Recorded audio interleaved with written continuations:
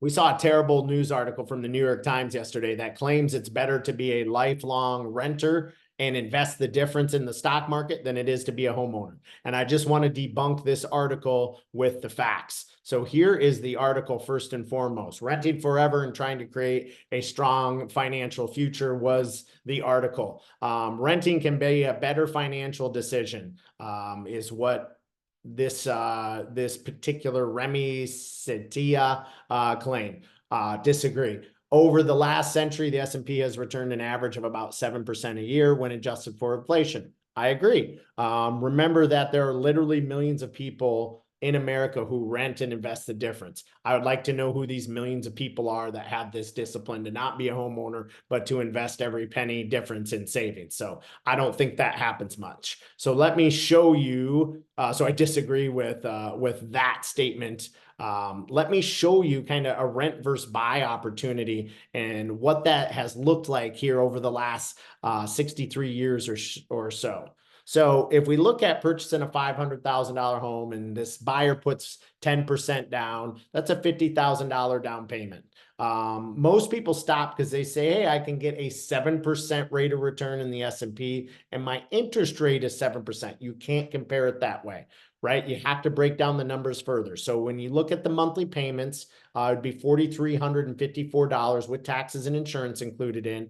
Year one rent would be about $3,651. So I'm going to take this over a normal life span of being a homeowner, which is 9 years right now. So when you look at rent, it can go up by 5% per year. So we've factored this in.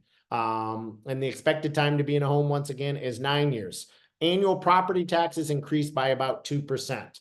Average home maintenance in the US on a $500,000 home is $2,500, and most realtors are going to charge 6% to sell this home. Historically, we have had 4.2% return over the last 63 years for housing, right? Now, what is not fair in this is when you are investing, you are only getting a rate of return on the money you invested. When you're a homeowner, you get a rate of return on the purchase price, which if you leverage it with a mortgage, you're not coming up with that money out of pocket, right? So we will prove to you here through a spreadsheet that this is just not true. So first, let's kind of compare buying versus renting, right? So when we take a look at this, these are my friends at MBS Highway, Barry Habib, which I think is the best mind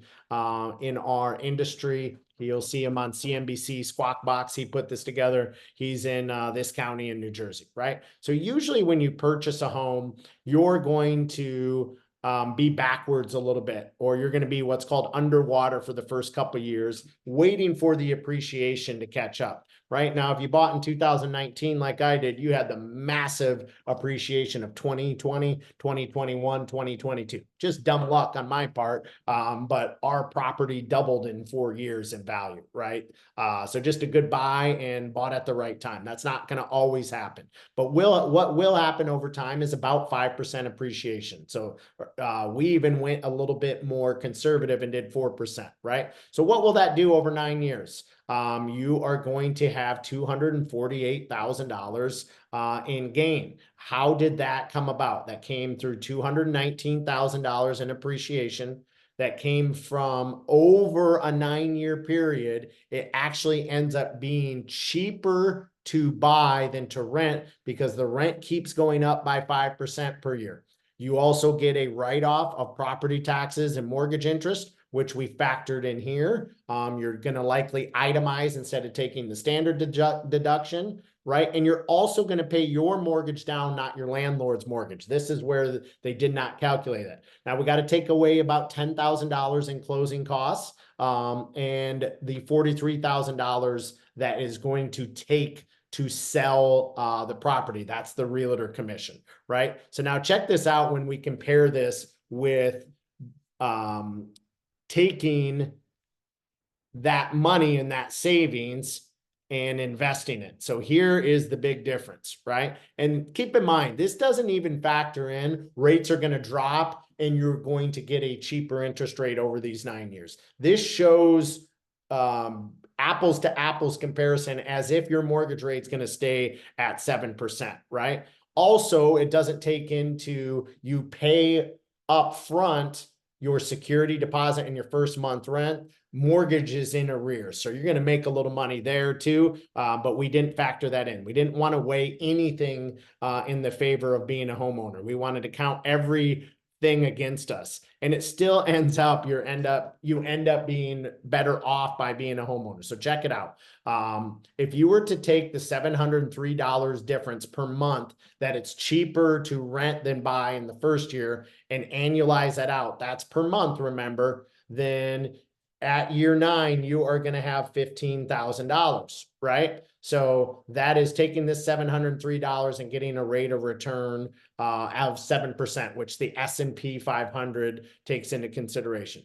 So when you factor this out, you can see with rent going up, that per month cost continues to shrink, right? Until about year 5, where we about break even. So if you compare being a homeowner for 5 years versus renting for 5 years, you're going to break even at about 5 years, right? So then in year 6, 7, 8, 9, it's actually more expensive to rent, because remember, rent keeps going up. You've locked in your prices, and this does take into consideration your property taxes going up, right? So if you annualize this all out, you're actually making $6,818.